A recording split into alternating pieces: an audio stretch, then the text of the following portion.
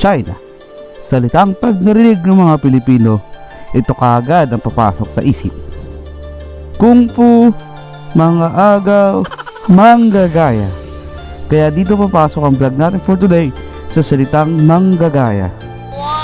Maraming mga kababayan natin, lalong-lalo na sa motorcycle industry, ang gustong magkaroon ng motor na Ducati. Pero sa presyo nito na umaabot ng milyon, hindi natin makaya at puro pangarap na lang. Kaya sabi ng China, no worries, we make people's dream come true. At ito na, DUKHA-TI MOXIAO 500RR. Parang Xiaomi lang, no? Ang MOXIAO 500RR ay nag-launch na sa China at kitang-kita naman natin kung saan siya kopya sa motor na DUKHATI Panigale 959. At halos gayang-gaya ng MOXIAO 500RR ang itsura ng Panigale 959. Puta edi wow! Ito naman ay equipped with 471cc engine, twin inline DUCATI liquid cool na gawa ng Lonsin. Nga pala ang Lonsin, ang makinang gumawa ng CF Moto at Vogue 500RR na inspired at kapareho ng makitang ginagamit ng CB 500R. So masasabi natin quality din. At ang Lonsin din ay ang motor na sikat na ngayon na Sigma ay gawa nila.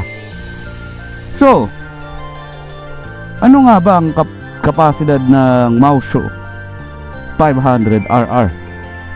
So si MOXIAO 500RR is consist of 47 horsepower at 8,500 RPM at meron itong 43 Nm of torque at 7,000 RPM with 6-speed transmission, dual channel ABS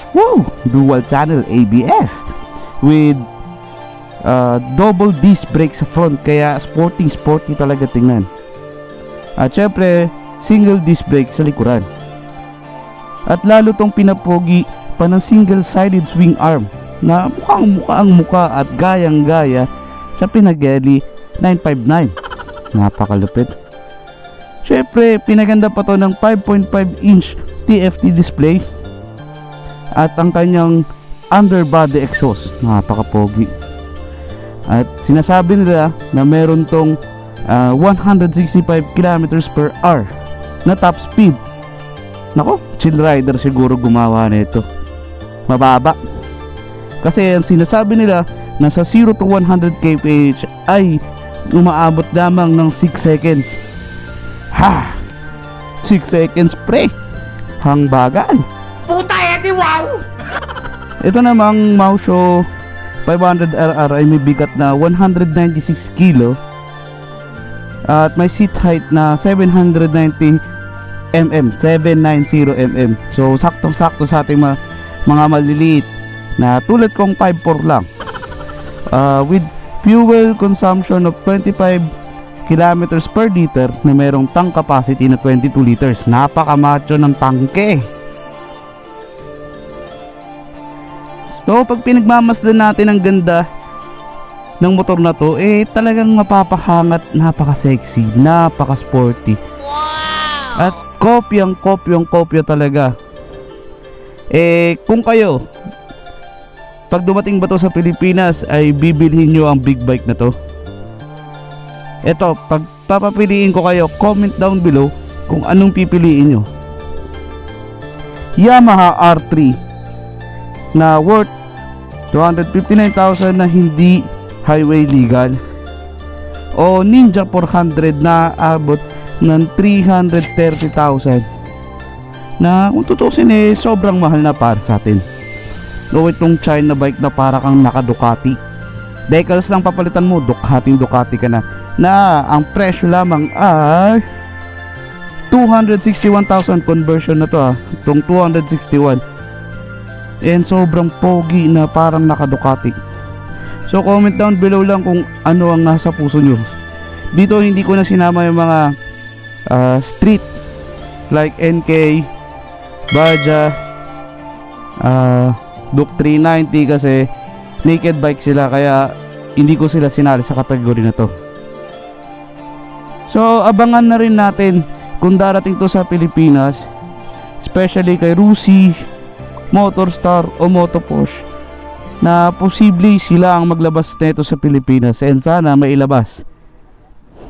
So hanggang dito na lang muna, and kung darating to sa Pilipinas, sigurado kung marami na namang mai-inlove, marami na namang manlalait, at marami na namang iiyak na basher. Pero wala eh, pinagbibigyan ng China mga pangarap ng mga hindi makaabot ng gustong gusto nilang motor. Kaya hanggang dito na lang mga Kanog.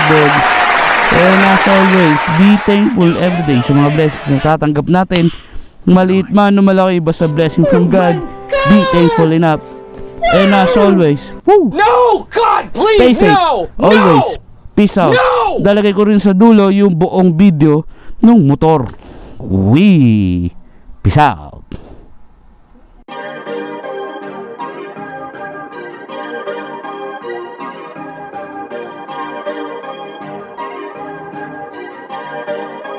Perfect.